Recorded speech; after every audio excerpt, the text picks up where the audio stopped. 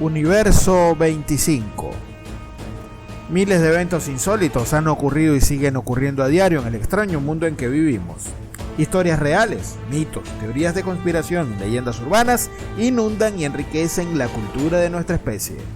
Le invitamos a acompañarnos en este interesante recorrido y a escuchar historias nuevas en cada episodio. Bienvenidos al Universo 25.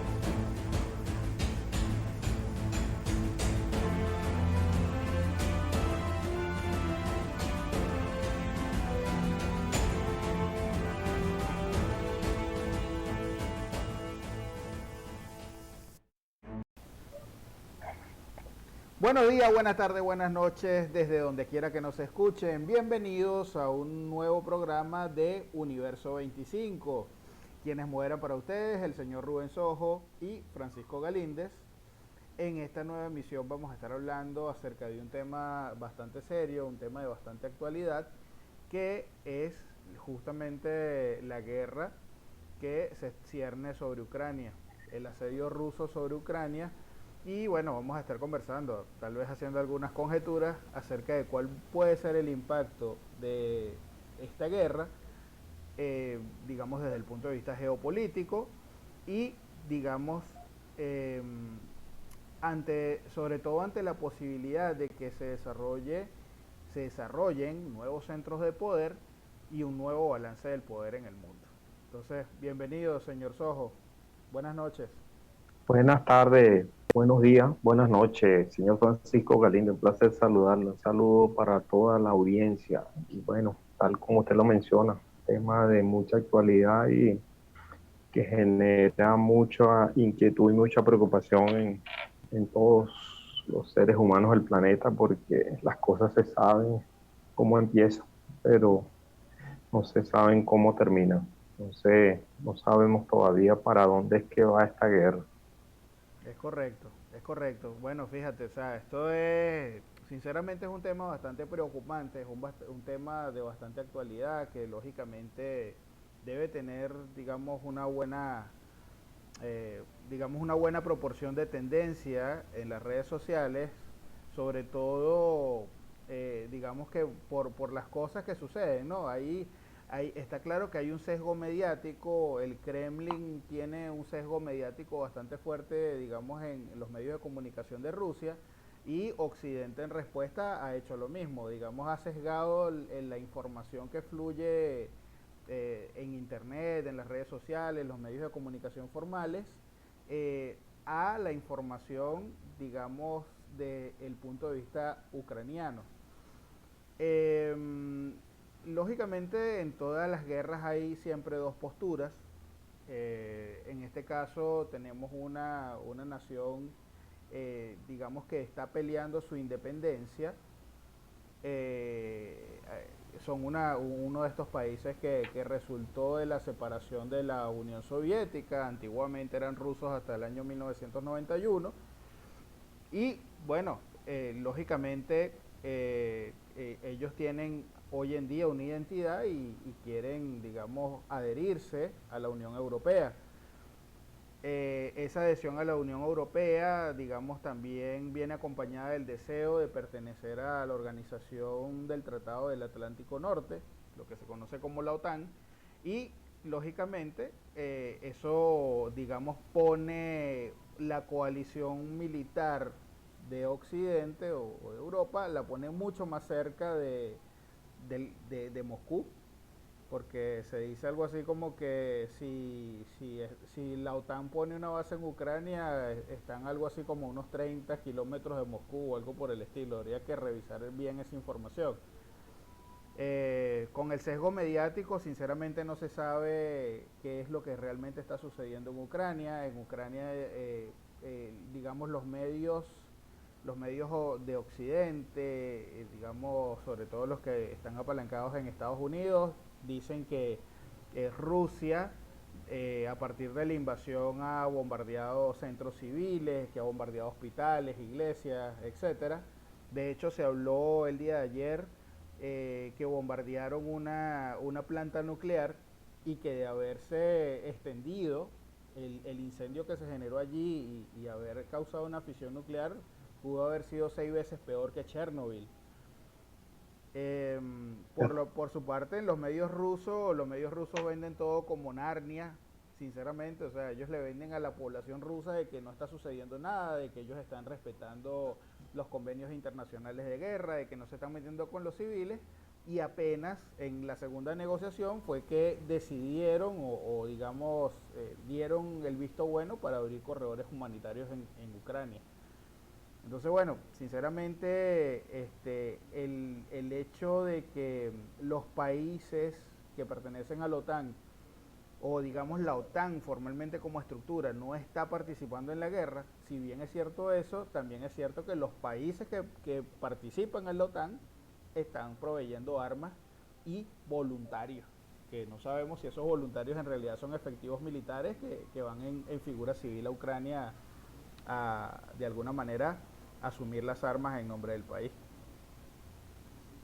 Bueno, sí, de esto último, ahorita en la guerra es muy común, bueno, siempre lo ha sido el tema de la contratación de mercenarios para que participen en la guerra, ahora lo llaman contratistas, entonces se da mucho de esto y bueno, hay mucha gente, yo creo que una minoría que realmente está participando de forma voluntaria y que se ha listado para pelear esta guerra. De lo que mencionabas al principio respecto al tema mediático, eso, bueno, es parte de lo que sucede naturalmente durante una guerra. Pues.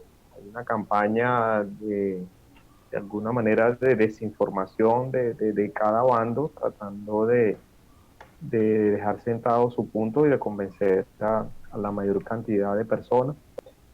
En respuesta, tal como tú decías, mira, los países occidentales han eliminado de sus señales, han tumbado las cadenas, han tratado de sacar de las redes sociales a todos los mecanismos de difusión de información que tiene Rusia. Yo particularmente soy partidario de que independientemente de que se esté utilizando esto como un mecanismo de desinformación o para inclinar la balanza a su favor, yo estoy en desacuerdo de que se elimine los medios de difusión de información, porque son cosas que de pronto yo esperaría y lo veo de forma natural en que gobiernos autoritarios como el de Putin o el de China hagan este tipo de acciones de eliminar difusión, pero no sé, no lo esperaría de Occidente, independientemente de las circunstancias que se estén viviendo, no comparto el punto de vista de que haya que eliminar. Yo creo que lo que hay es que eh, educar a la gente, transmitirle información indicándole de que discierna, de qué cosas son desinformaciones que vienen del otro bando, porque no le veo mucho sentido, además de que eso yo creo que no tiene realmente un impacto el tratar de que el otro, que la información que difunde uno de los bandos llegue al resto de la población del bando contrario, porque hoy en día con las facilidades que hay con la tecnología, eso bueno, casi que es imposible de lograr. Entonces es una pérdida de tiempo y de alguna manera eh, muestra como un atraso en lo que es la evolución del mundo en este sentido. Es así, pero bueno, fíjate en algo, sí es cierto que los gobiernos autoritarios típicamente sesgan la información, ¿no? Pero digamos que ahorita hay un bloque unificado de cerrarle todos los pasos a cualquier contenido que venga de Rusia, o sea, inclusive lógicamente se aplicaron sanciones, digamos que bueno, parte de las acciones que ha tomado Occidente en contra de Rusia ha sido emitir una serie de sanciones, tanto económicas como digamos de otros tipos, suspendiendo inclusive hasta deportistas de competencias y este tipo de cosas para poder, digamos, aislar, o sea, estamos aislando a Rusia xenofóbicamente y por otra Sí, son parte, medidas de presión. sí, sí, pero fíjate que el tema es que Occidente está tomando justamente todo lo que critica de los gobiernos autocráticos. O sea, criticamos nosotros que en teoría, digamos, estamos en una posición de países demócratas en Latinoamérica, en América en general. Eh, digamos, los que se tildan de demócratas se rasgan las vestiduras y cierran un medio que es de oposición al gobierno. Pero si es el gobierno que digamos que cierra, en este caso, la información del lado contrario de la guerra, lo celebran, ¿sí? Porque digamos que el cierre de Rusia Today en los Estados Unidos fue un motivo de alegría para mucha gente. Eh, digamos que independientemente Rusia tiene sus argumentos para haber iniciado la guerra, digamos que ellos establecen que la OTAN ha tenido una expansión bastante peligrosa en Europa que los amenaza directamente. Rusia, por su parte, no es un país pequeño, no es un, digamos, no es un país al que no se le deba tener miedo, sobre todo por el despliegue de armas nucleares que tiene, digamos, la capacidad de sus militares. También tiene como aliado a Bielorrusia allí que hace frontera con Ucrania. Turquía es un país que está allí también cerca de, digamos, del ojo del huracán y ellos son candidatos a entrar en la Unión Europea. Ellos todavía no forman parte formalmente. Eh, la Unión Europea o la OTAN, una de esas organizaciones. Me disculpen de verdad la audiencia, digamos que por esta omisión, ¿no? Por entre tantas cosas que se leen, Sí, a sí. uno se le pasan los Bueno, detalles. bueno, Turquía con el gobierno anterior a Erdogan estaba apuntando a identificarse más con Occidente. Me parece que Erdogan ha paralizado un poco eso y está como que llevando a Turquía hacia el otro bloque, pero sí tenía ya algunos convenios con la Unión Europea, apuntando a anotarse allí con ellos en ese bloque, en esa nación de naciones. Tú mencionas al principio que uno de los argumentos era la cercanía que ponía la incorporación de Ucrania a la OTAN, la cercanía que ponía Moscú, y eso realmente no es realmente cierto. Ya hay países de la antigua Unión Soviética, los países del Báltico, Estonia, Letonia, Lituania, Estonia, que Letonia y Lituania, están, correcto. ajá, están prácticamente a la misma distancia de Moscú, de la que está la frontera de Ucrania, y están prácticamente al lado de San Petersburgo, que es la segunda ciudad de importancia de Rusia. Uh -huh. Eh, el argumento, bueno, desde el punto de vista geopolítico puede ser válido, pero también habría que analizar qué es lo que hace que estas naciones quieran pertenecer a la OTAN. Justamente es tener un mecanismo de contención contra Moscú, porque fíjate que estas naciones del Báltico que mencionaba antes, ellas aprovecharon el momento en el cual estaba muy debilitada Rusia por el tema de la disolución de la Unión Soviética y los problemas económicos y sociales que estaba atravesando. Y bueno, rápidamente se incorporaron a ese tratado y a la Unión Europea, justamente previendo que Rusia podía ser en el futuro un enemigo que sería necesario contener y que ellos por sí solos no iban a poder hacerlo. Y esa es la razón también a la que apuntaba Ucrania en ese sentido. Ya vimos anteriormente cómo Rusia se anexó Crimea, que bueno, una región que de alguna manera había sido en determinado momento parte de un país, otro independiente, entonces como un territorio en especie de disputa allí, y a fin de cuentas se apalancaron en que la mayoría de la población es prorrusa y terminó anexándose ese territorio. Entonces, ese expansionismo ruso que con Putin ha resurgido es la razón que veo yo en que estos países de la antigua Unión Soviética estén pensando en querer ser parte de, digamos, de un grupo de apoyo que les sirva de respaldo para contener a los rusos. Y realmente yo no compro la idea de que pueda resultar en que estos países sean miembros de la OTAN un peligro para la Rusia. Claro, de alguna manera, desde el punto de vista geopolítico, significa que ellos están debilitándose en la medida en que Occidente está tomando, digamos, presencia en su entorno de su radio de acción y de control geopolítico que debiera ser su zona de influencia, todo lo que era la antigua Unión Soviética. Eso, por supuesto que el punto de vista geopolítico es una preocupación válida para ellos. Sí, bueno, pero fíjate en algo. Digamos que, bueno, básicamente los argumentos de Rusia estos días, desde que arrancó la guerra, han sido, bueno, yo creo que básicamente tres cosas las que ha dicho Putin que ha impulsado justamente comenzar el conflicto bélico. Ciertamente se dice, y te digo se dice porque no es una información que todavía no tengo muy clara, no la llegué a confirmar, era que cuando se formó la OTAN, el convenio era que los países que limitaban en frontera con Rusia no podían unirse a la OTAN. Sin embargo, como tú lo dices, estos países del Báltico, Estonia, Letonia, Lituania, que pertenecían a la Unión Soviética, ellos se adhieren a la OTAN, lógicamente en contra de cualquier posición que pueda tener Rusia, y ahora, bueno, Ucrania muy peligrosamente también se une a eso.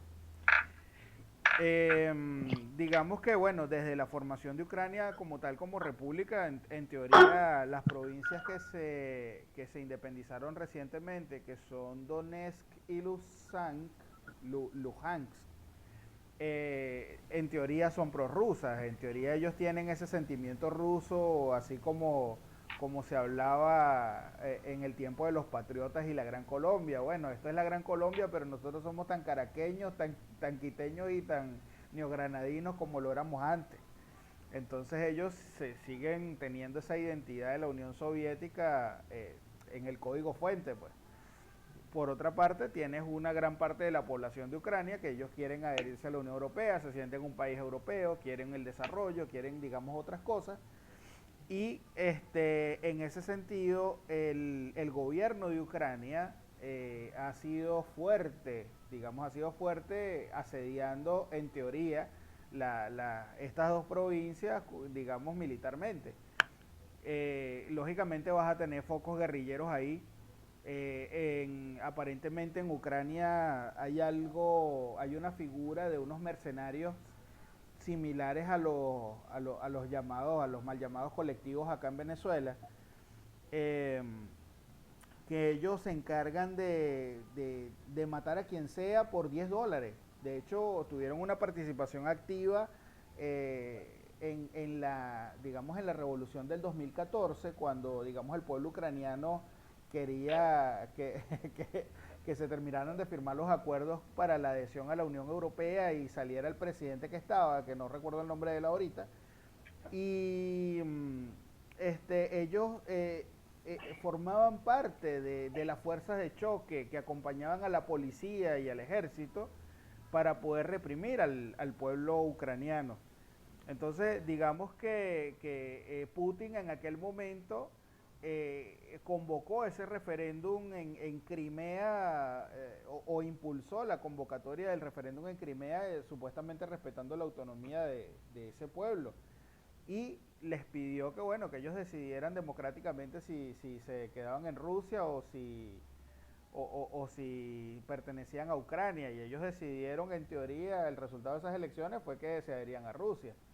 Ahora, la cuestión es que eso era legal. No era legal. O sea, lógicamente no era legal, y Crimea es un territorio que pertenecía a Ucrania y que Rusia le quitó. O sea, le quitó, en teoría, con esa aprobación popular. También están estas otras dos provincias que están, digamos, en pelea desde entonces, desde el 2014, desde que cambió el gobierno. Y bueno, y sencillamente Rusia en rescate de las comunidades asediadas de esas dos provincias, ellos incursionaron militarmente en Ucrania para darle asistencia a esa gente. Esa es una de las justificaciones que Putin da para haber hecho la invasión.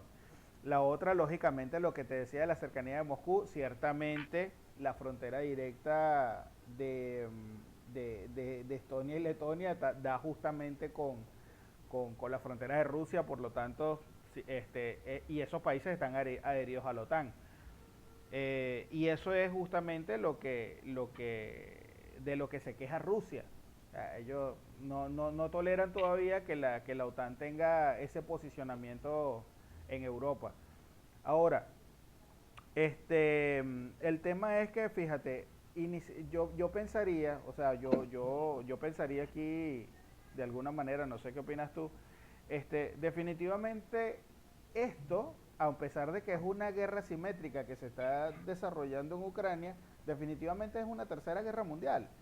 A lo mejor ahorita, todavía en este momento, hoy es, ¿qué? 3 de marzo, Rubén, 3 de marzo, 5 de marzo. Sí, ya es 5 de 5 marzo, ya, hoy ya 5 de es marzo, mañana. discúlpenme el error en la fecha. Hoy es 5 de marzo y todavía no tiene las connotaciones de una guerra mundial tal como la que se recuerda, la última que se recuerda, que es la Segunda Guerra Mundial, donde, digamos, había soldados, una coalición de soldados participando directamente en los países, digamos, defendiendo o enfrentando frontalmente a Alemania en aquel momento.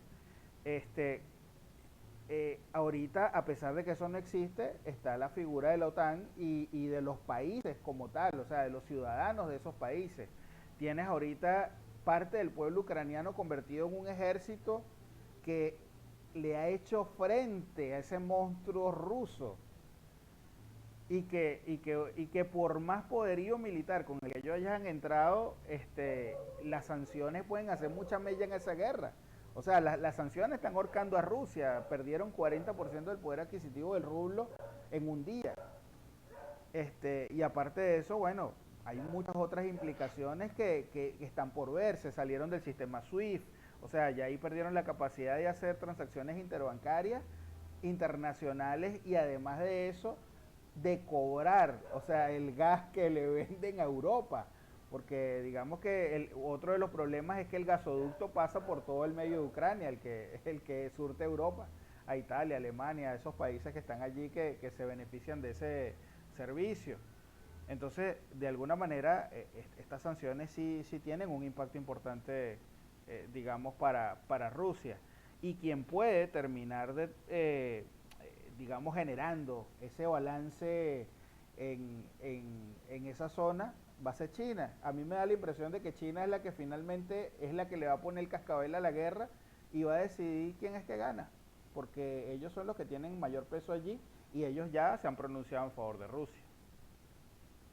Bueno, mira, sí, en principio Putin, bueno, está calificado como este nuevo tipo de liderazgo político que está surgiendo que llaman nacional populismo, ¿no? Este tipo de líderes que esgrimen que rasgan las venas por la madre patria y tienen políticas populistas y con una tendencia autoritaria. Entonces, bueno, todos sus argumentos que hablan las razones por las cuales él está invadiendo Ucrania, de defensa de la zona. Lo cierto es que yo opino que si bien es cierto que las políticas represivas que ha utilizado Ucrania contra estos territorios que se pronuncia independiente o que son prorrusos, porque la mayoría de su población digamos que es oriunda pues, o descendiente de rusos, está más vinculada a Rusia que a la propia Ucrania, su identidad. Ninguna nación acepta la pérdida de territorio así de forma pasiva. O sea, eso no cabe dentro de lo que es el concepto de un Estado-nación. Son muy pocas las naciones que permiten ciertas libertades a territorio para, para emanciparse. Lo intentó Cataluña en España recientemente, con los resultados que hemos visto. Eh, y fíjate que incluso dentro de la misma Rusia, los chechenos, en teoría, la mayoría de los chechenos querían independizarse de Rusia, y por supuesto ellos no lo permitieron. Entonces esos argumentos de que están entrando en defensa de un pueblo que quiere cambiar el, la nacionalidad de su territorio, salir de una nación y entrar en otra, o constituirse como una nación independiente, eso no es tan sencillo como, y no puede ser un argumento válido que esgrima Rusia para decir que es la razón por la cual una razón válida para ello ocupar Ucrania, ¿no? En cuanto al tema de las sanciones económicas, bueno, creo que ahorita la guerra se está viendo ahí como que hay bombas contra sanciones económicas, en un principio, ¿no? El bloque antirruso, el arma que está utilizando es la economía, y que es lo que yo consideraría que es realmente las guerras modernas debieran ser, en teoría debieran manejarse en ese terreno. A mí, yo prácticamente no creía, no veía como cierta la posibilidad de que Rusia terminara invadiendo. Incluso cuando Estados Unidos afirmaba y daba fecha, cuáles eran más o menos las fechas aproximadas en la cual Rusia iba a terminar invadiendo Ucrania, yo lo daba como que era una herramienta de desinformación que estaba utilizando la inteligencia estadounidense, pero efectivamente se materializó. Y yo pienso que la guerra de armas, desde el punto de vista de Estado contra Estado, ya eso debiera ser, o sea, lo veo como algo anacrónico, ya debiera estar desapareciendo, ¿no? Y en ese sentido yo veo que la OTAN, si bien es una fuerza militar que no deja de tener su importancia, no, digamos que no lo veía por la tarea de demostrar, hacer demostraciones de fuerza, de tratar de intimidar. Incluso durante la administración de Trump se habló mucho de la posibilidad del tema de la disolución, porque la OTAN básicamente es Estados Unidos quien la, quien la sostiene económicamente y militarmente, como un mecanismo de su presencia en el mundo, así como tiene bases navales distribuidas por todo el mundo. Y bueno, en Europa ya esa tarea, ese rol lo cumple la OTAN, de presencia militar estadounidense. Sin embargo, los países de la Unión Europea no los veo como por la tarea, no los veía como por la tarea de seguir apalancándose en la OTAN para hacer demostraciones de poder militar. Me parece que la OTAN era algo que estaba allí como que enfriándose más bien, y con esto, bueno, eh, es una forma en la cual va a terminar el tema del armamentismo retomándose como en la época de la Guerra Fría, ¿no? Y es algo que está propiciando Putin. En cuanto a China, me parece que si bien China asume una posición que nunca va a ser pro-occidente, pero sí creo que China tiene más claridad en cuanto a de qué van, ¿no? Porque ellos ven más el tema de los impactos económicos que va a tener la guerra, y no están, digamos, de frente parcializados, sino que, bueno, tratan de manejar un lenguaje de conciliación y de negociación.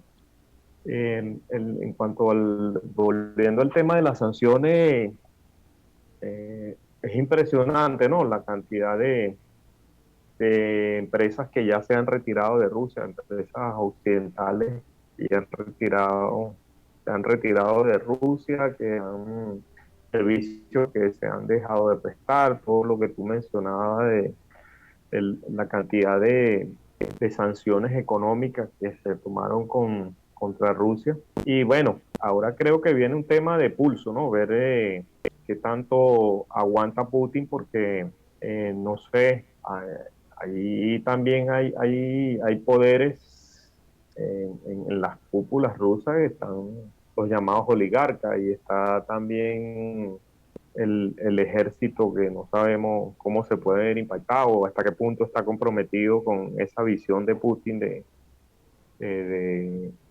de retomar ese rol preponderante de Rusia, o como una refundación de la Unión de República Soviética Socialista en su momento. No sé qué tan comprometido pudieran estar las cúpulas militares en este sentido, y dependiendo de cómo vaya aguantando cada uno resistiendo, porque me parece inviable que a largo plazo el manejarse únicamente con sanciones, si Putin logra resistirla, eh, no va a cambiar nada, ¿no? Y de pronto va a salir eh, fortalecido de toda esta situación, o puede salir debilitado si al final las sanciones cumplen su objetivo y minan su base de poder, pero internamente dentro de Rusia. Los rusos, bueno, se dice que aguantan de todo menos la falta de pan. La falta de pan fue lo que acabó Con el zar. con el sistema, el sistema del zarismo, que terminó, después derivó en la llamada revolución bolchevique, que inicialmente empezó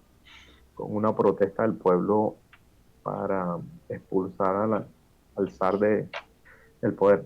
Entonces, yo creo que ahí hay un tema de impulso. Yo no veo que haya una posición visista. Me parece que quien ha alzado más la voz es Boris Johnson en ese sentido, y porque el mismo Estados Unidos no he oído las voces en las cuales manifiesten que van a ir en determinado momento, por lo menos no mientras el tema de la guerra se limite a Ucrania, ¿no? Y dependiendo del tiempo que pueda demorar Putin o los acuerdos que puedan llegarse y que finalice la guerra, si él sigue con esa visión de expansionismo de Rusia, seguramente sí se va a calentar más la situación, porque indudablemente eh, no van a permitir las naciones de Occidente, porque hasta en dónde puede parar, ¿no? A Hitler se le permitió que se anexara a Austria, que entrara en Rumanía, y cuando vieron ya después que entró en Polonia, entonces ahí fue que en algún momento, pero esos discursos y ese expansionismo militar, eh, con estos líderes, aquí como parece ser Putin, hay que a veces tomar medidas drásticas que parecía, pensaba yo que ya habían quedado en el pasado, ¿no? Entonces, yo dudo mucho de que si realmente Putin es esa persona que él nos vende, realmente las sanciones económicas no van a frenar sus intenciones, y esta guerra, bueno, puede tener varios desenlaces. Puede terminar, como tú dices, en una tercera guerra mundial, pudiera terminar con Rusia teniendo el control total de Ucrania, poniendo un gobierno títere allí que sea prorruso. Es correcto. Eh, bueno, pero no sabemos a dónde puede llegar, y todavía yo creo que hay muy pocos elementos de los cuales uno pudiera apalancarse para decir en qué va a terminar esta guerra.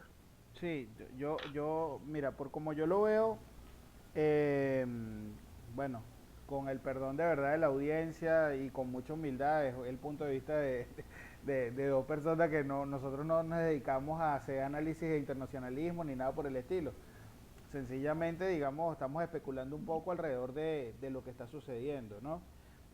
Hay un punto que yo considero importante contextualizar a la audiencia, al auditorio, y es que eh, a pesar de que muchos gobiernos de la izquierda mundial se identifican con Rusia, el gobierno de Putin no es de izquierda. O sea, eso tiene que quedar claro. Las izquierdas latinoamericanas, las izquierdas en algunos otros países, tal vez de África o de Europa, que se puedan identificar con, con Rusia, eh, tienen en cuenta que el gobierno de Putin no es un gobierno de izquierda, ¿no? Es un gobierno más que de alguna manera el poder que él está ejerciendo en el Kremlin es un poder evocando esos grandes líderes que ha tenido, que tuvo la Unión Soviética, que hubo después de la revolución bolchevique, y lógicamente la figura de los zares que por 300 años gobernaron Rusia son una figura también de gran poder, ¿no? De gran poder, aquel vasto territorio, ese gran imperio que fue Rusia y que bueno, y que todavía sigue siendo, ¿no? Ahorita es más como un reino que como un imperio, porque en ultramar creo que no queda nada que sea ruso, salvo su plata. O sea, ultramar ellos lo que tienen es dinero por cobrar, tienen los pasivos, pero el tener la contabilidad afuera no te, digamos, no necesariamente te cataloga como imperio.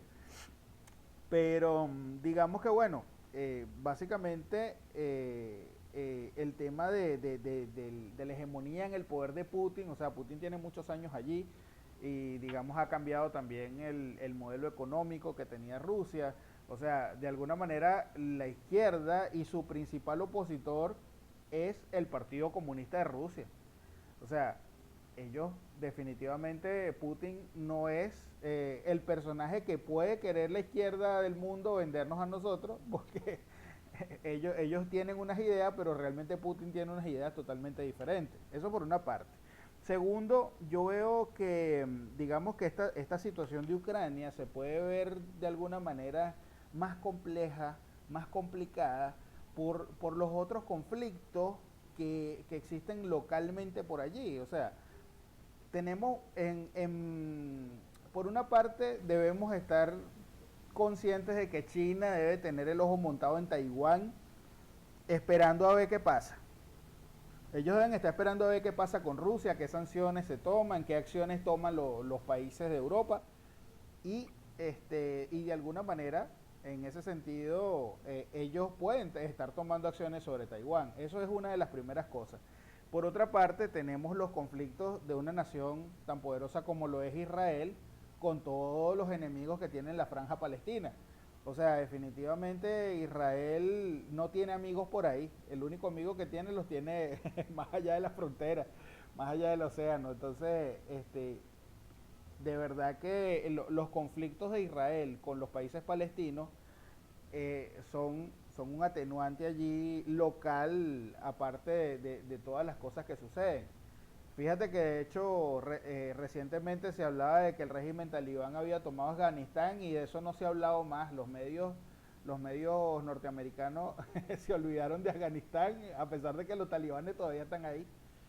Y yo creo que todos esos conflictos locales pueden llevar, digamos, a que se complique más la situación desde el punto de vista de Ucrania, ¿no? Por otra parte, tienes países que son históricamente neutrales como Finlandia y Suiza, que también han plantado cara y han, digamos, puesto una posición respecto a Rusia. A mí me llama la atención que en la reunión de las Naciones Unidas, eh, países como Arabia Saudita, que entiendo, me parece haber leído en la documentación que está por allí que ellos de alguna manera apoyan a Rusia, China y otros muchos países que de alguna manera los apoyan, han pedido el cese de las hostilidades. Sí, o sea, han pedido que se pare la guerra, definitivamente, porque es que está clarito que está afectando a población civil, independientemente de lo que los medios rusos le digan a la población. Pero digamos que en ese sentido lo que más me llama la atención es la posición del Papa Francisco, Pontifex. Entonces, nuestro Papa argentino, que sabe perfectamente de las situaciones que se presentan en los países latinoamericanos, sabe de las guerras y entiende todo, digamos, el entorno geopolítico, pide sencillamente que se abran corredores humanitarios. O sea, yo como el máximo representante de Dios en la tierra, entre comillas, yo lo mínimo que debería estar pidiendo es, por favor, señores, cesen las hostilidades, como lo están haciendo muy sensatamente los otros países. ¿Entiendes? Entonces, hay cosas que de verdad como que no están funcionando en el mundo y ahí, por ejemplo, sinceramente, yo pensé en algún momento que Francisco iba a hacer una revolución en el Vaticano, pero parece lo que estamos haciendo es la antítesis totalmente de lo que debería ser la iglesia. Digamos que lo polémico de sus opiniones parece que más bien, en vez de ser el vicario de Cristo, de la iglesia de Cristo romana, parece que fuera más bien el enemigo de la iglesia.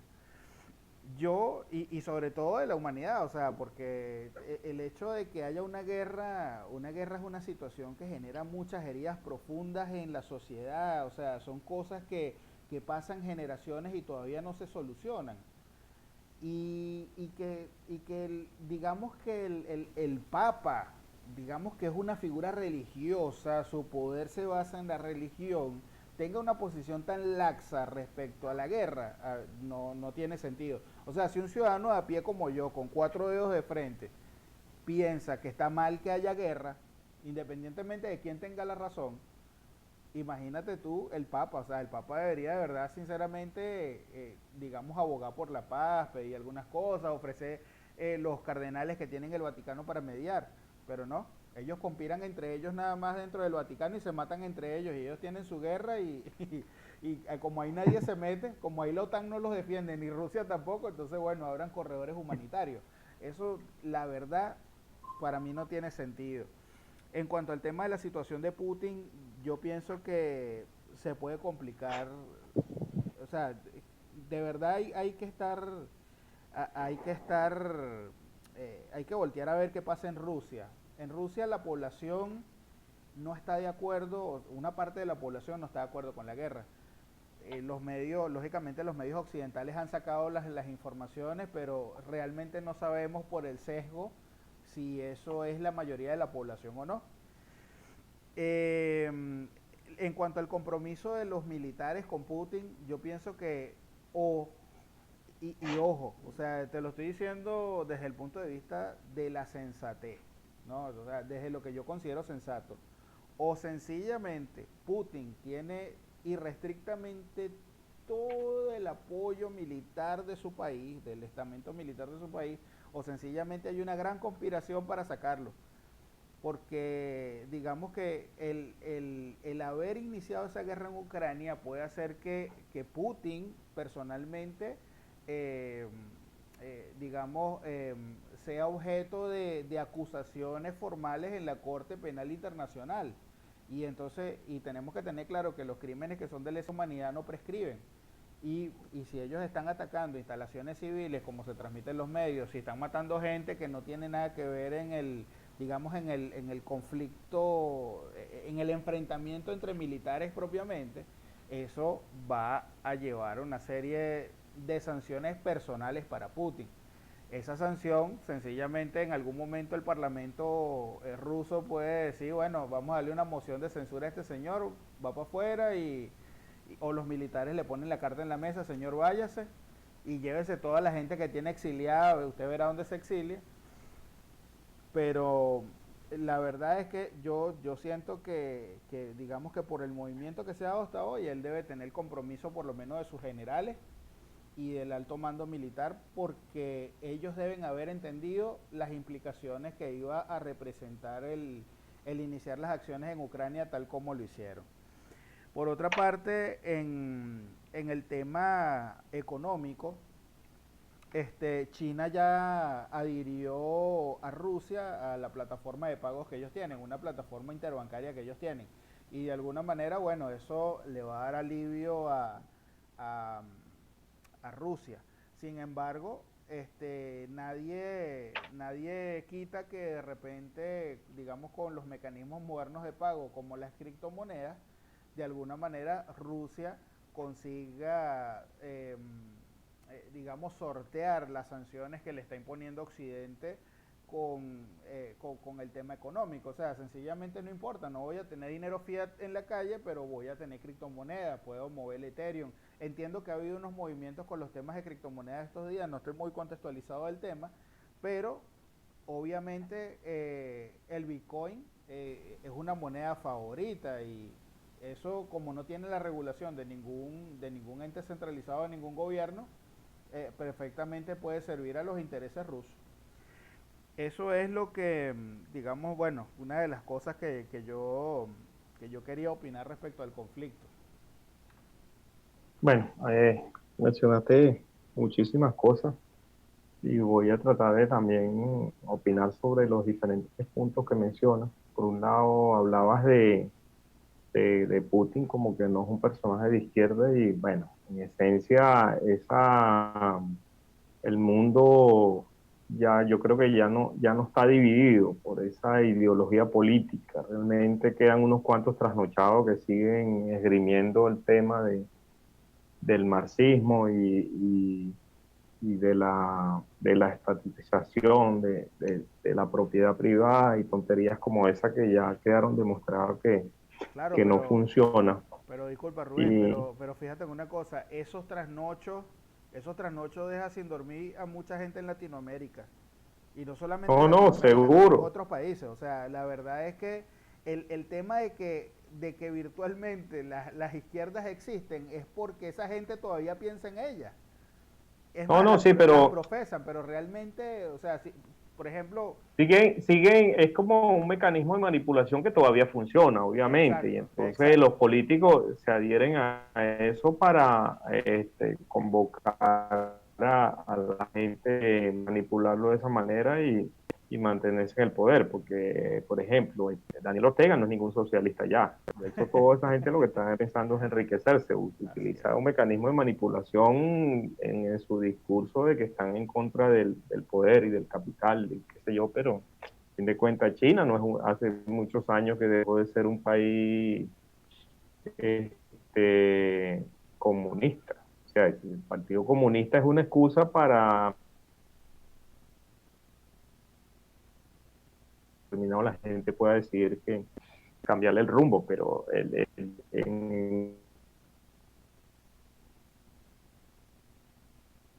Creo que estamos teniendo allí unas fallitas de origen. Por favor, disculpe la audiencia. Vamos a revisar un momento lo que está sucediendo acá.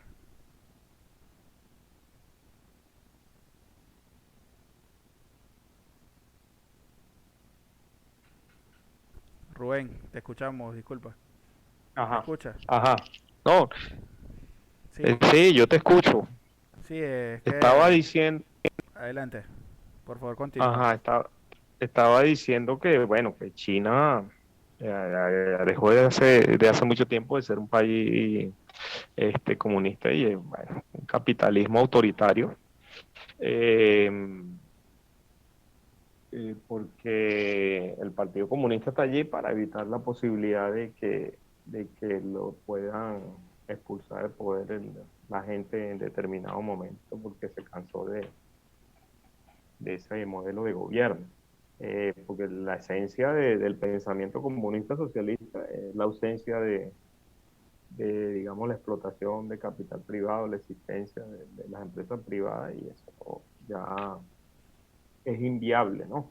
Los cubanos del poder en Cuba, por mantenerse aferrados, bueno, sigue defendiendo esa tesis y poniendo a la gente a morirse de hambre apalancado allí. Entonces, el tema de la ideología no es un factor. ¿Qué pasa? Que estos gobiernos trasnochados que tú mencionas en Latinoamérica, ven en Rusia y en China como que el contrapoder a Estados Unidos, que ha sido emblemáticamente el enemigo, pues, que quedó con esa herencia de la Guerra Fría, ese mensaje, y que al desaparecer la Unión Soviética ya dejó de calar ese mensaje y Estados Unidos dejó de ser, digamos que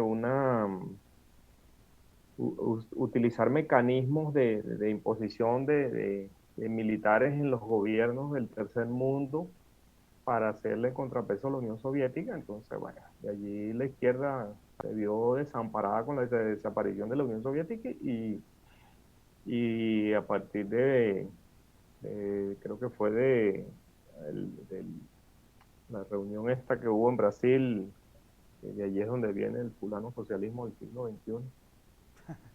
Eh, se sentaron algunas pautas, ¿no? Y un libreto que fueron aplicando por allí. Y en general, ese discurso de izquierda y derecha va a tener una alternancia en el poder en muchos países, porque tú lo ves mucho también en Europa, que quienes manejan ese discurso también en determinados momentos sacan a los llamados fuerzas de derecha y se monta a la de izquierda porque las cosas van bien, van mal, gobierna, después cuando están en el gobierno también hacen las cosas mal y la derecha vuelve a retomar el poder, pero no, digamos que no es algo que realmente ideológicamente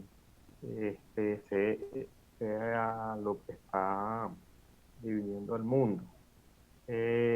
Mencionabas también el tema de Israel.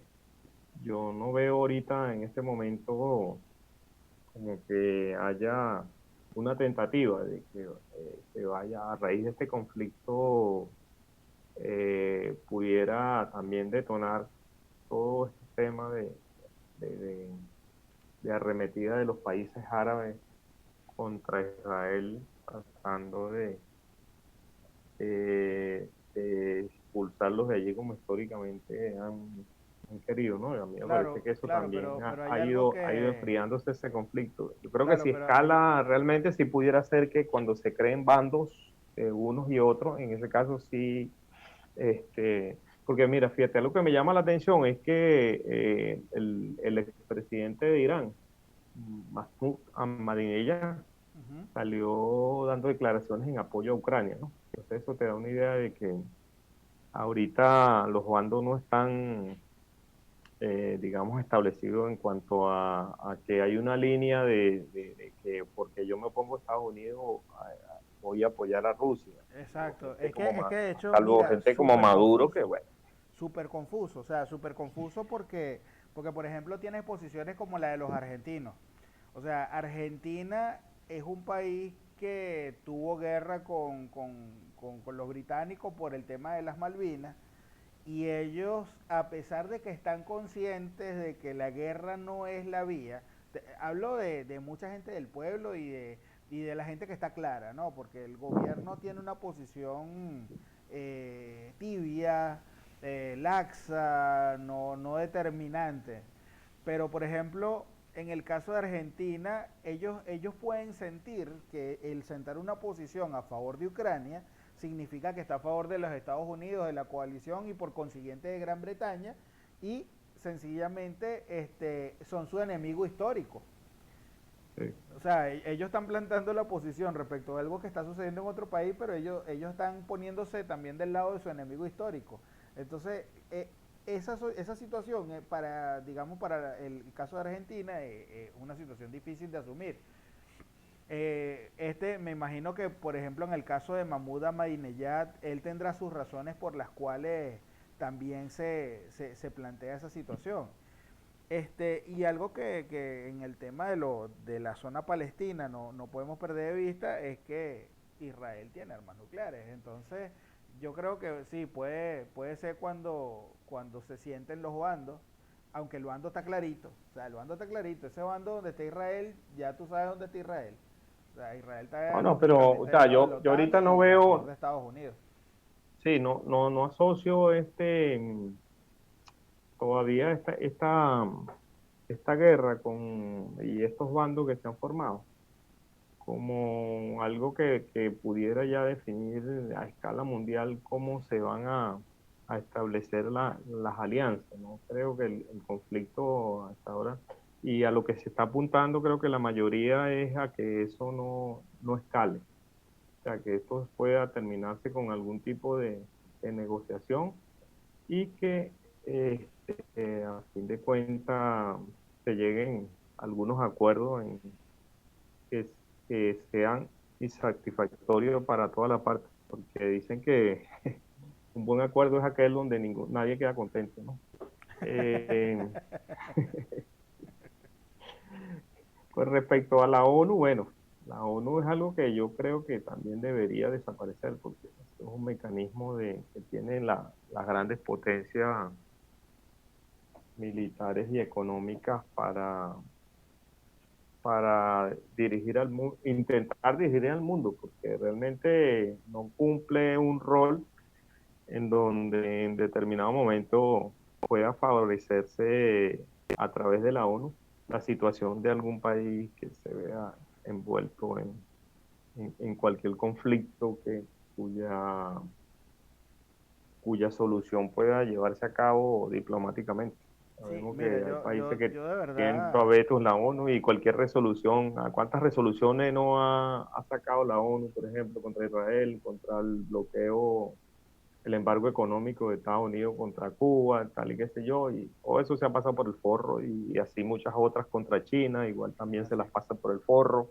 Entonces, la ONU, estamos claros que, bueno, hay quienes dicen que estamos mejor con la ONU que sin la ONU. Es posible.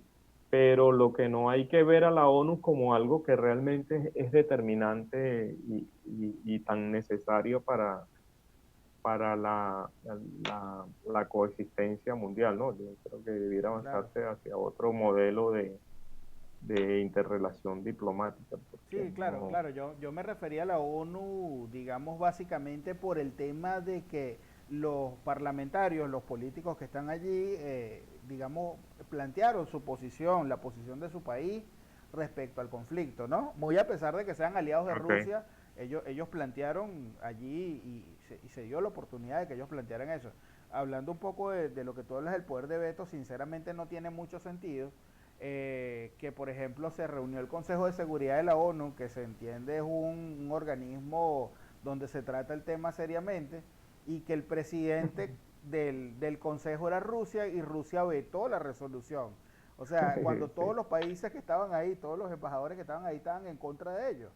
Ellos sencillamente vetaron la resolución y ya, y se acabó. Tuvieron que hacer una segunda reunión para poder llamar al Consejo General y que el Consejo General, digamos, sentara una posición. O sea, que los parlamentarios se reunieran allí, en el Consejo General los que asistieron, plantaran una posición respecto al conflicto. O sea, de verdad que es igual que, como por ejemplo, las cosas que pasaban con la OEA. La OEA, a pesar de toda aquella carta declarativa de la OEA y todo eso, o sea, finalmente los países, cuando necesitan asistencia por algo que esté pasando, no lo van a resolver, ni se va a morir menos gente porque ellos saquen una resolución condenando la situación.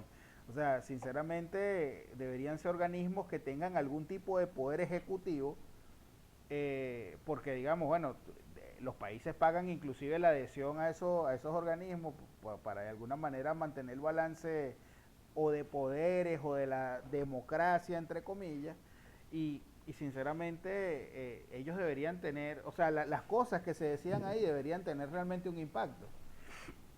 Sí, Entonces, bueno, eso es en teoría, pero claro, realmente esas son organizaciones que se han desprestigiado a sí mismas y que, bueno, de origen, este, es imposible que tengan una total legitimidad porque no es un organismo democrático, es decir, hay países que tienen mayor peso dentro de la ONU que otros y como te dije anteriormente, las cosas que deciden al final se la pasan por el forro.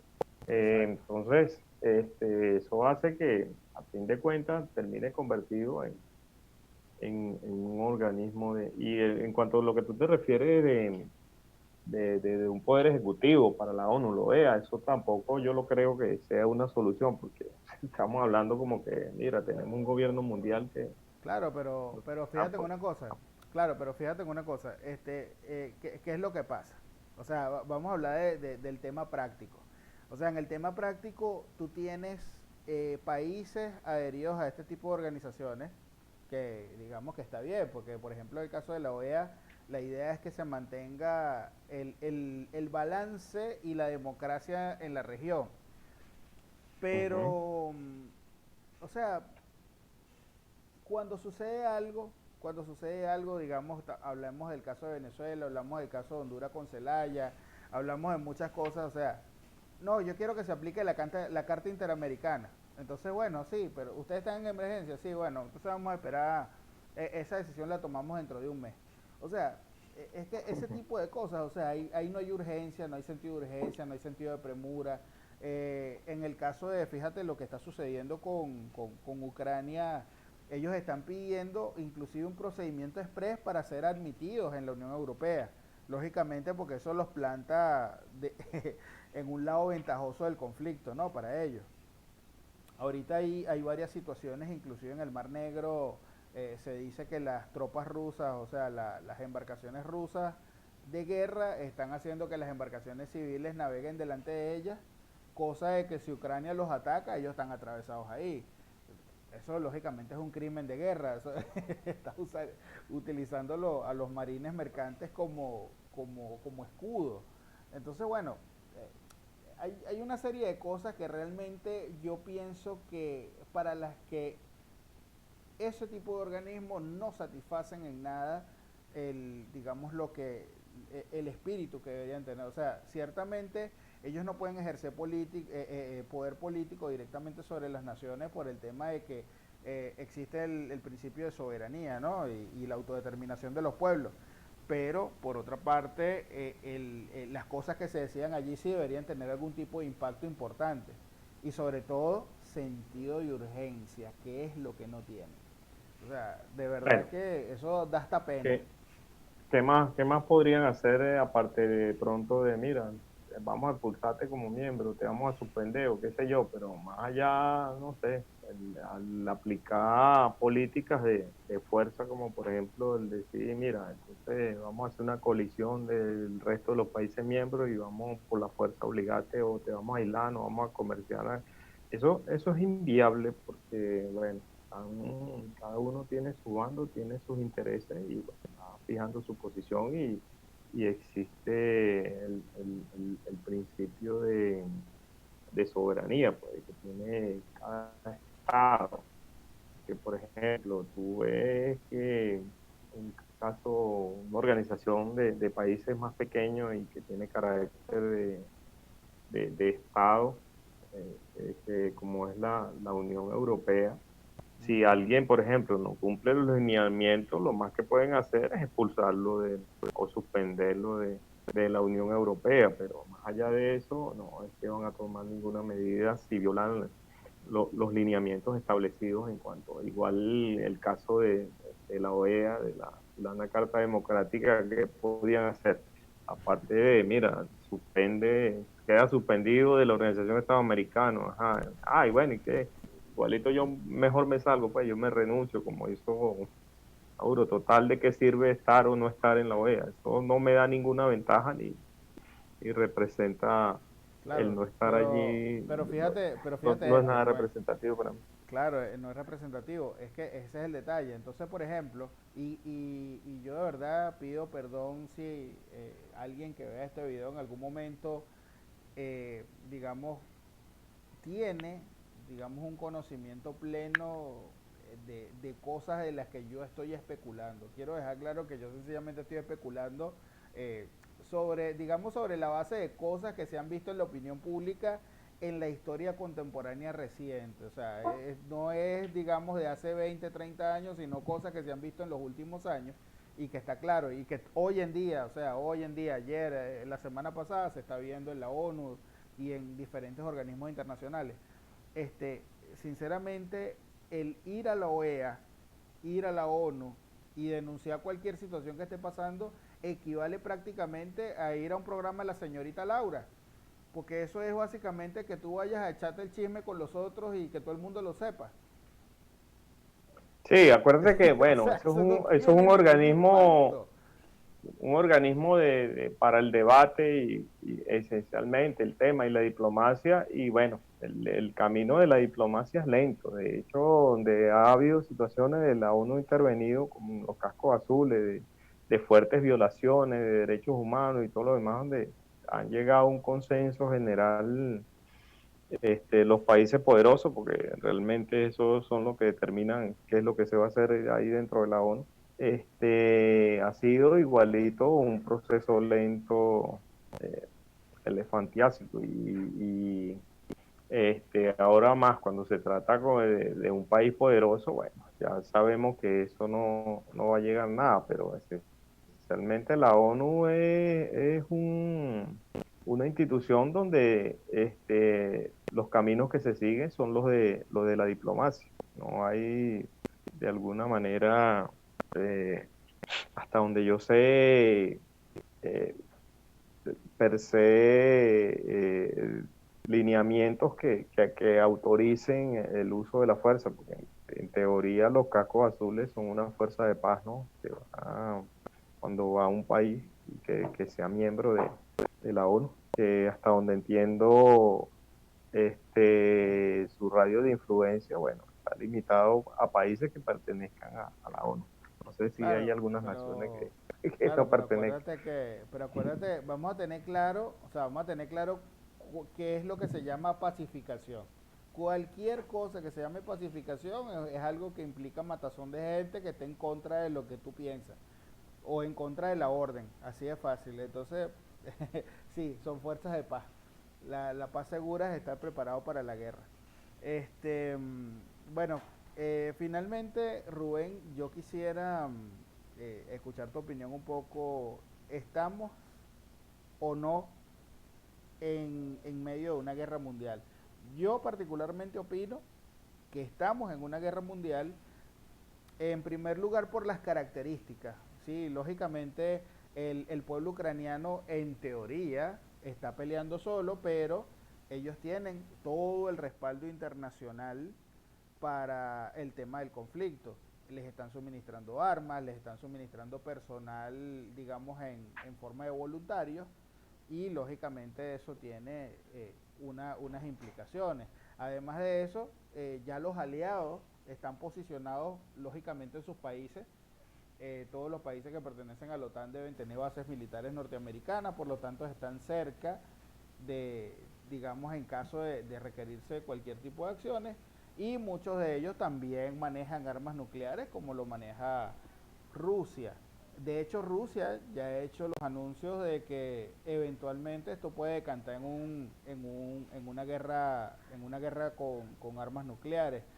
Entonces, de alguna manera, eso sí definitivamente no es algo retórico, me parece que es algo que ellos están diciendo con mucha seguridad. Y bueno, y falta ver cómo se termina de desarrollar el conflicto, pero desde mi punto de vista estamos en una guerra mundial que no tiene las características de la Segunda Guerra Mundial todavía, pero sí definitivamente lo es. O sea, Bueno, en todo caso, desde esa óptica, como yo lo veo, se pudiera estar encaminando a una guerra mundial, pero en el terreno en el cual debieran ser las guerras actuales, ¿no? En el plano económico, tecnológico, no a guerra, la este, guerra convencional con armas, exacto, que no las guerras convencionales. Y lo exacto. otro es que, este, yo creo que no hay persona en este mundo que no tenga la claridad de que es inviable una guerra nuclear, porque eso significaría prácticamente la extinción de la civilización humana. Y eso creo que no haya ningún político que esté tan loco como para no tener claro esa situación. Claro, pero yo Entonces, no, pero es es- que te digo algo, o sea, sinceramente, las declaraciones del señor de Rusia, creo que él es embajador de la ONU, el embajador de la ONU, Lavrov, creo que es el apellido de él, donde sencillamente se habla del conflicto nuclear y luego Putin avala eso, definitivamente ellos están claros en lo que están diciendo. O sea, ellos no tienen ningún tipo de problema, según lo que dan a entender, de sencillamente acabar con la existencia humana sencillamente por defender su postura. Entonces, ¿qué conclusiones se puede sacar de eso? O sea, la conclusión tal vez se pueda sacar es, y digamos siendo muy radical, entonces definitivamente la solución es erradicar Rusia o erradicar el gobierno ruso. O sea, ¿qué es lo que hay que hacer?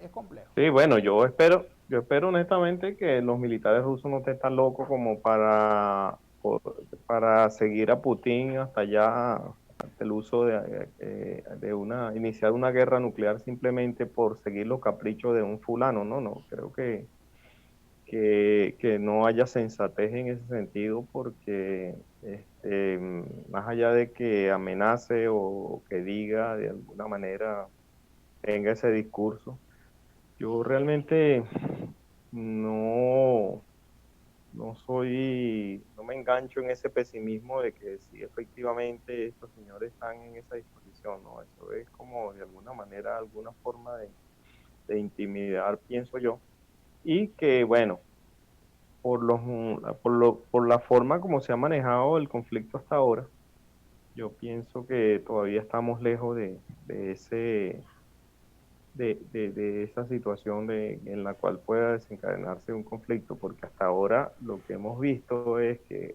Rusia invadió Ucrania y militarmente nadie más ha respondido a esa situación, porque en el momento en que sí efectivamente ya hayan países que estén dentro de lo que es una declaración de guerra abierta con un bando u otro, entonces ahí sí empezaría, podríamos hablar de una preocupación, que el conflicto escale y bueno, una vez que escala no sabemos hasta dónde puede llegar desde el punto de vista del uso de qué armas terminen saliendo a la palestra y sacando. Pero honestamente, yo no tengo todavía una visión fatalista de hacia dónde va ese conflicto.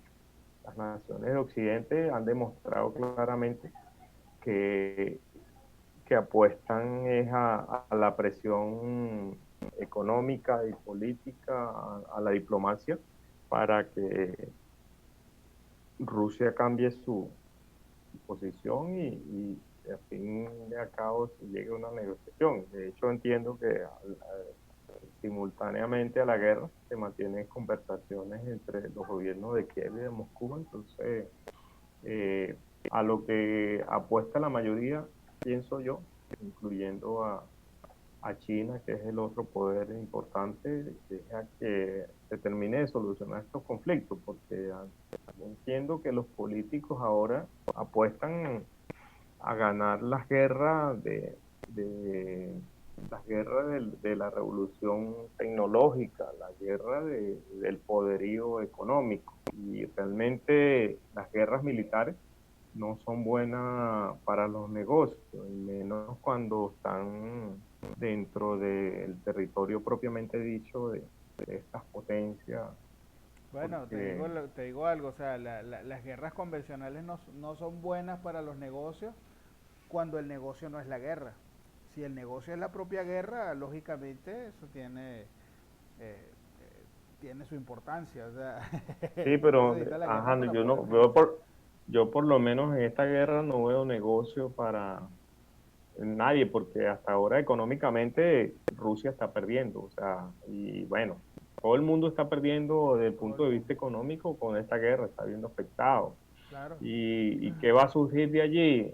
No sé, de pronto los gobiernos, digamos que quieren hacer contrapeso a Estados Unidos, tienen que buscar mecanismos alternos de negociación que no pasen por la banca estadounidense, que utilicen el dólar como mecanismo internacional para sus operaciones, cosa que tampoco es tan sencillo, ¿no? Entonces, Claro. es posible que, bueno, el tema de las criptomonedas terminen fortaleciéndose a raíz de este conflicto, Sí, es correcto. porque viendo el ejemplo de lo que han hecho las naciones de Occidente con las sanciones económicas. Bueno, China si tiene planes en algún momento de recuperar Taiwán, ellos tienen que estar protegidos para aguantar un embate de sanciones económicas, porque ellos eh, tienen necesidad de venderle lo que producen a alguien, y si no se lo compran, y el que le compra tiene necesidad de comprarle, y tienen, digamos, una base importante de empresas que operan en China. Entonces, esas guerras económicas, fíjate todo lo que afectó la economía mundial, esa breve guerra económica que sostuvieron Trump con China, ¿no? Y imagínate si es un conflicto además armado y unido a esta, que per se cualquier conflicto armado ya trae unas consecuencias económicas importantes. Entonces, todo esto, estas sanciones que pudieran imponerse, una desestabilización de la economía mundial que, bueno, puede derivar realmente en problemas graves de abastecimiento, de alimentación y de pobreza de escala mundial. Entonces yo creo que realmente a los políticos ninguno les conviene tener situaciones que puedan crearle desequilibrios social, pues, porque eso atenta contra su presencia en el poder.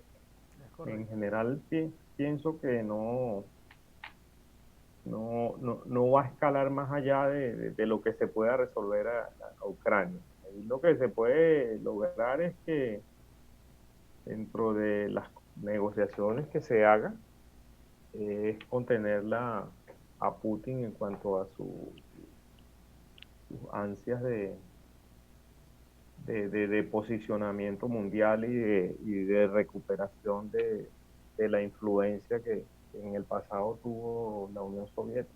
Eh, yo sinceramente espero que las cosas no vayan más allá de allí, y que Bueno, los políticos al final terminan ojalá, poniéndose de acuerdo. ojalá sea así. De verdad que lo ideal sería una solución diplomática a todo, ¿no? Eh, Fíjate que el tema que tú mencionas de que todos de que hay mucha gente pierde, o sea, de verdad ahí eh, no hay nadie que realmente tenga un beneficio total de la situación que se está generando. Porque, por ejemplo, fíjate que en el caso de Rusia, primero las sanciones económicas que les aplicaron tanto los países de Europa como Estados Unidos los están asfixiando económicamente. Hicieron caer el rublo 30%. Por otra parte, se ve afectado a Europa porque el suministro de gas que le da Rusia evita que ellos tengan que comprar petróleo para poder cubrir las necesidades de gas. Entonces, bueno, ahora tienen que comprar derivados de los hidrocarburos, a lo mejor hasta procesados a otros países que se los van a vender más caro de lo que Rusia se los vendía. Entonces, lógicamente, ahí puedes tener hasta una crisis energética y todo en Europa por la falta del gasoducto. Y sinceramente, bueno, Ucrania como país puede que gane la entrada a las naciones, a la Unión Europea, pero puede que sencillamente quede totalmente descartado para ser miembro de la OTAN. Digamos que todo va a depender de lo que resulte de las negociaciones que se hagan entre las partes.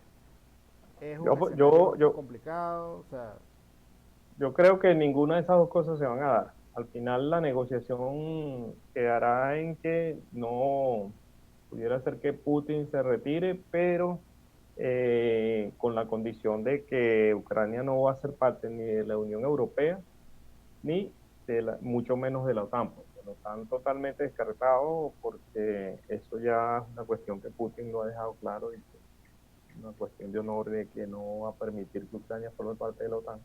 Y al final yo creo que no va a formar parte de ninguna de estas dos organizaciones. Eso, en mi opinión, es lo que va a derivar de esas conversaciones, y muy posiblemente permita que Ucrania mantenga un gobierno pro-occidente con los dos territorios que ya se declararon república independiente convertidos en títeres de Rusia. Es lo que mi predicción en cuanto a las negociaciones, que van a terminar con este conflicto. Bueno, ojalá de verdad que esto se pueda resolver en el corto plazo, sobre todo por el beneficio de los dos pueblos, del pueblo ruso y del pueblo ucraniano. O sea, finalmente ellos son como hermanos en el tema de orígenes y finalmente la población civil siempre es la que se lleva la peor parte de las guerras. También hay muchísimos militares rusos desertando que están en contra, o sea, digamos que eso es cosas como esas me hacen dudar de cómo está la situación dentro de Rusia. De hecho, en estos días se llevaron preso a una señora de 90 años, Rubén, que es sobreviviente del holocausto y que es todo un símbolo en Rusia, y a ella se la llevaron presa porque estaba protestando en contra de la guerra de Ucrania. Entonces, imagínate, o sea, Sí, hay muchas cosas que... el, el día de ayer cerraron varios medios de comunicación rusos porque manifestaron abiertamente su oposición a la invasión. Entonces, este, pues, ¿cómo es que ella lo llama? ¿Cuál es el eufemismo que utilizan eh, para la invasión? Ellos tienen ahí, no recuerdo, el eufemismo que usa Rusia para decir, justificar su presencia en Ucrania. No lo llaman invasión. Este, estos medios, bueno, fueron cerrados, un decreto de Putin, algo así como traición a la patria o qué sé yo, y porque han manifestado abiertamente que esto es un conflicto injusto. Ahora, Caramba, súper novedoso Putin con ese método de censura. Bastante novedoso, sí, sinceramente. sí, sí, Pero bueno, como te decía, se me fue un poco la idea de lo que estaba comentando. sí, Eh, estaba hablando del eufemismo que utiliza la gente, los rusos, para hablar de la ocupación, de la invasión que están haciendo. sí, Este, y bueno, yo sinceramente esperaría, como te decía, digamos en el comentario anterior, que sinceramente todo el tema cierre en una solución diplomática, que tanto los países de la OTAN como otros países con peso, como por ejemplo pueden ser China, Israel, los Emiratos Árabes Unidos, de verdad colaboren con que esa solución pacífica se dé. Eh, la verdad, bueno, ahí está, evidentemente, Volodymyr Zelensky se ha erigido como una figura heroica en Ucrania, y yo creo que difícilmente lo van a sacar del poder por lo menos por el otro periodo. Yo no sé si en Ucrania la constitución permite 2 periodos seguidos, pero evidentemente, aunque han querido desdibujarlo porque su profesión original es actor cómico, el hombre sinceramente ha demostrado lo que es el talante político y un gran sentido de nacionalismo. Entonces, digamos que esos son elementos que definitivamente van a quedar eh, para la posteridad. Ahorita yo te aseguro que en muchos países, no sé, yo no quisiera hacer alusión a ningún país en específico, pero se les llega a presentar una situación similar a la de Ucrania y entregamos el poder. Adiós. O sea, yo no me escapo como pueda y saco a mi familia del país y ya. Ellos sencillamente han plantado la cara. bueno, Este, sí, realmente el tema de las guerras es, al final, lo que tú terminas defendiendo es la visión de un político, ¿no? Tú puedes argumentar que estás peleando por tu nación o porque defiendes el territorio, por tu tierra, tu espacio, qué sé yo, pero a veces, en muchos casos, cuando tú das una pelea, el hecho de que tú ayudes a vencer a un grupo no significa que eso te dé ninguna garantía de que vas a estar tu condición de vida mejor ni nada por el estilo, sino que en muchos casos lo que estás defendiendo es que prefieres un opresor interno que uno que venga de afuera. Yo realmente no creo en esa rasgadura de pecho de la patria y cosas como esa. Y bueno, en ningún sentido creo que estaría en disposición de participar en ninguna guerra, independientemente de su naturaleza, porque al final de esa guerra no se va a materializar nada de lo que tú puedas estar esperando que se concrete en cuanto a mejorar tu condición como ciudadano, ¿no? Que es lo Es que correcto. pudiera aspirar. Sí, yo creo que yo particularmente, y con el perdón de mucha gente, digamos que piense distinto de lo que yo opino, justamente esto es una tribuna para que la gente opine abiertamente, o sea, nos pueden hacer comentarios de tipo hate, nos pueden querer, nos pueden dar like, nos pueden dislike, lo que quieran, pero Sí. sinceramente, Ha- digamos, la idea es que esto Hablen sea una bien o hablen tribuna. mal, pero que hablen. Que hablen bien, que hablen mal, pero que hablen, exactamente. Lo que tú decías ahorita me hizo recordar cierta frase que leí en un libro de historia que aparecía en un periódico de hace muchos años acá en Venezuela. Prefiero una libertad peligrosa que una esclavitud tranquila.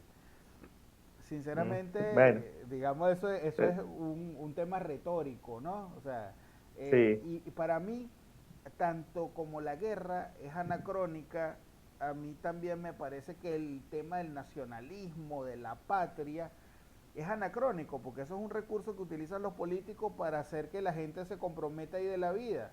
Y sí, lamentablemente sí, hay que claro. tener claro una cosa, la gloria es una estatua que la cagan las palomas.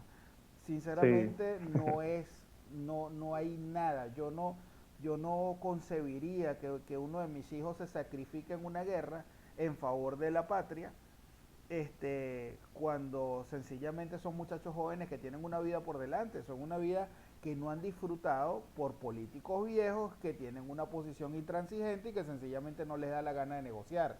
O sea, tú tienes un país, por ejemplo, hablando del caso de Ucrania, que no sé si es una costumbre en Europa, ellos como que cada provincia tiene un parlamento, ¿no? O sea, digamos que aquí también existe esa figura, esos son como los consejos legislativos o los diputados estadales.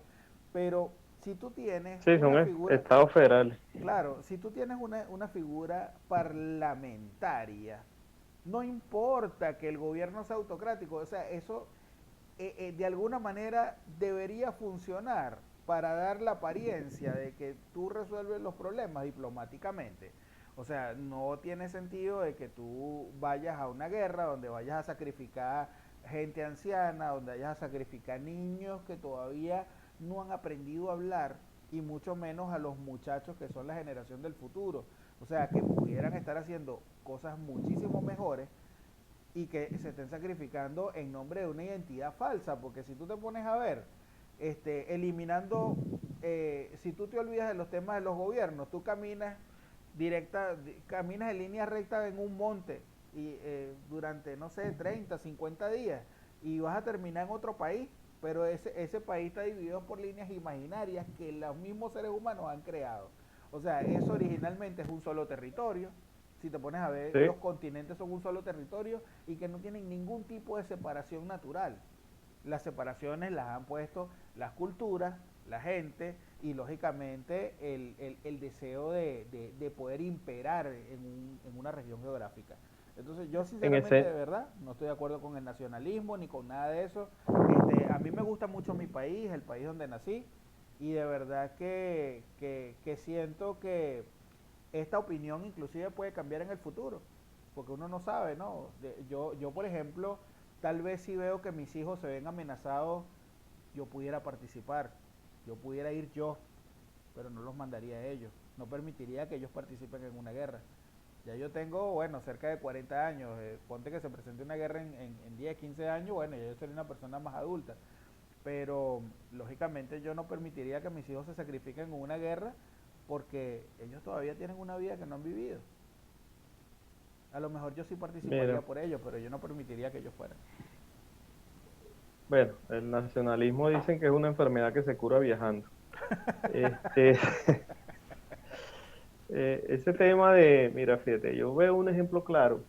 Hay circunstancias de enfrentamientos bélicos que la gente lo hace por necesidad y por supervivencia física, ¿no? Más que por el tema de un poco de defensa del territorio per se. Por ejemplo, Hitler era un tipo que estaba obsesionado con apoderarse de la mayor cantidad de territorio y ejercer su autoridad para que las cosas se hicieran de determinada manera. Y bueno, mucha gente que se resistió a la guerra y al final se dio y tuvo que enfrentarlo, ¿no? Eh, yo veo que, por ejemplo, y eso, bueno, es motivo de mucha polémica y quizás de alguna gente que pudiera llegar a descalificarme porque yo opine de esa manera, porque en esencia yo pienso que cuando se dio en Hispanoamérica ese movimiento emancipador, no fue por la gente que se hizo, porque en esencia la gente que puso los muertos, su condición no cambió porque cambió el poder. O sea, ya el poder no estaba centralizado en España, sino que estaba centralizado en pequeños grupos políticos que lo ejercían en estos territorios. Cuando lo llaman y que me da un poco de risa que se refieran a estas guerras de emancipación como libertadoras. ¿Libertadoras de quién? ¿De qué? O sea, porque primero que la guerra, quienes la llevaron a cabo, los más privilegiados de estos territorios fueron los que impulsaron esa guerra, es decir, que ellos no estaban oprimidos, ellos lo único que no tenían el control político, y como en ese momento imperaba el mercantilismo en donde el poder político estaba casado directamente con las decisiones económicas en el sentido de que el absolutismo era quien controlaba las decisiones económicas.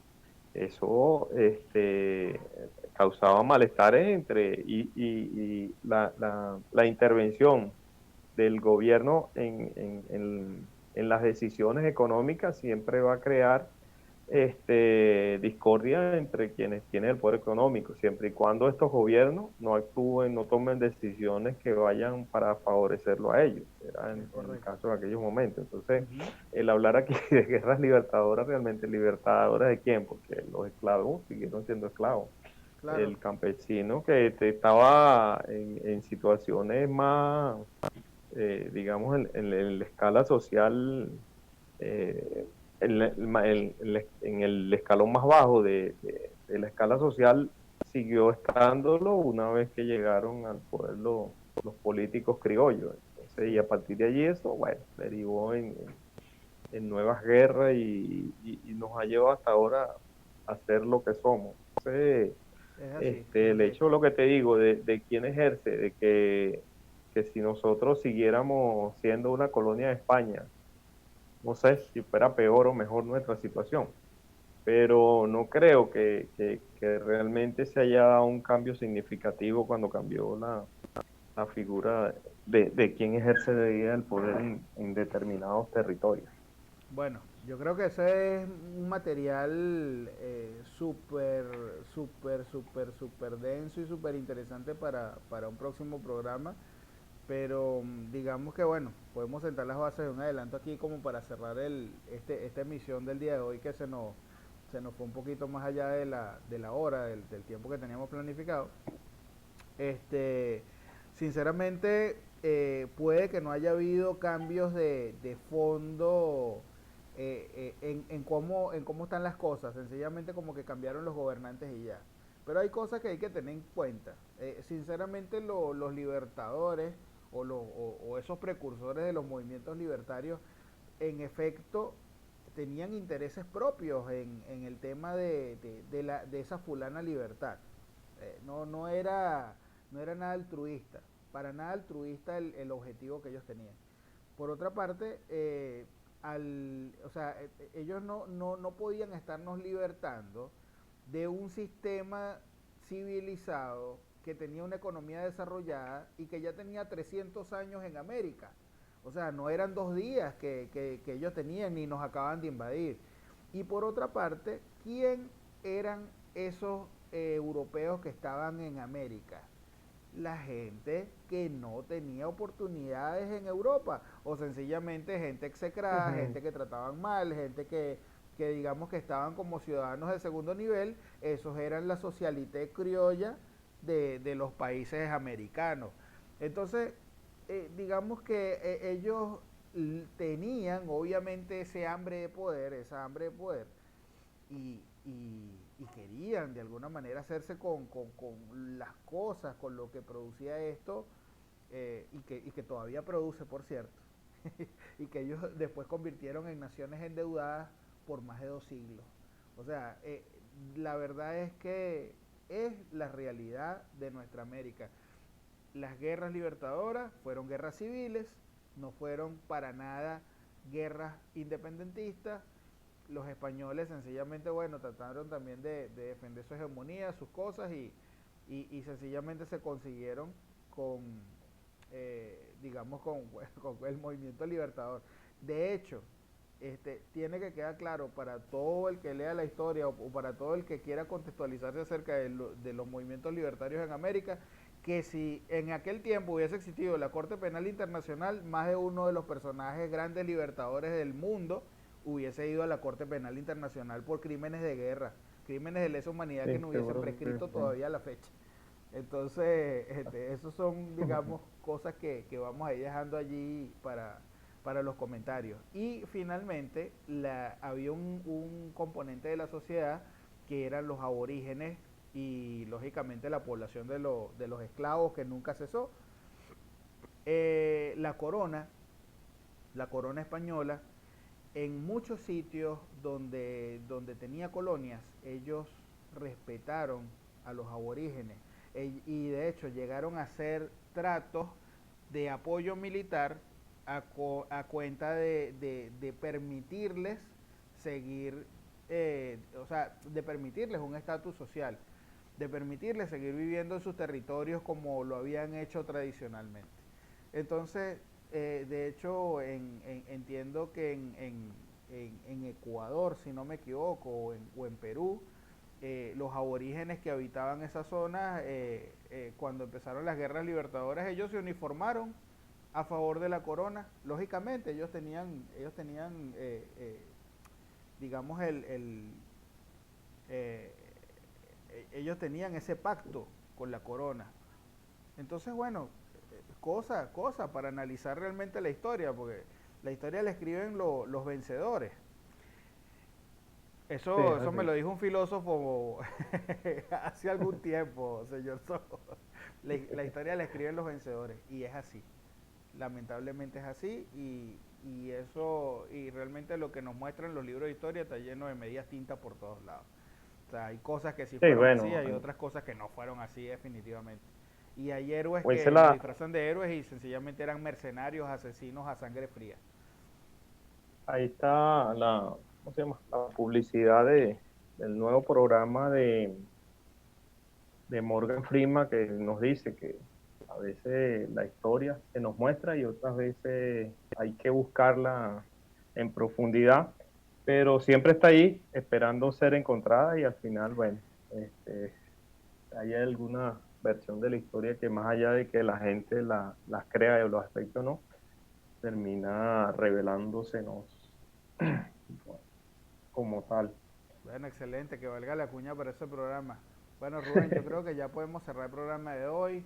Señores, muchísimas gracias por haber visto el video hasta este momento. Si todavía no se han dormido, de verdad muchísimas gracias. Hemos hecho, digamos, este contenido con mucho cariño, tratando de hablar, de centrar puntos en aspectos que sinceramente tienen mucho peso y muchísima importancia en la, digamos, en la historia del día de hoy, no en la historia contemporánea, digamos, sino en la historia del día de hoy, las cosas que hoy en día se están viviendo.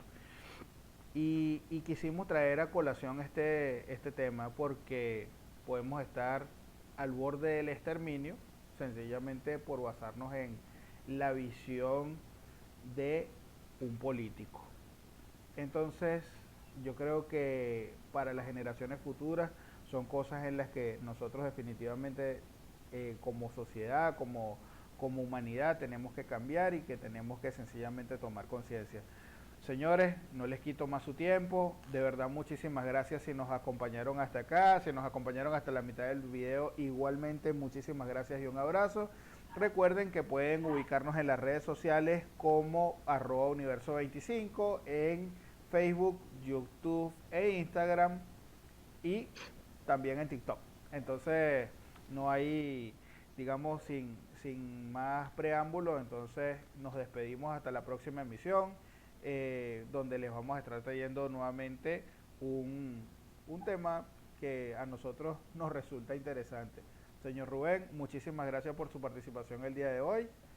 Yo creo que nuestra conversación de este día fue bastante provechosa. Y bueno, un abrazo, un saludo en la distancia a todos los que nos están viendo. Saludos desde Venezuela, con mucho gusto. Hasta luego. Que estén bien.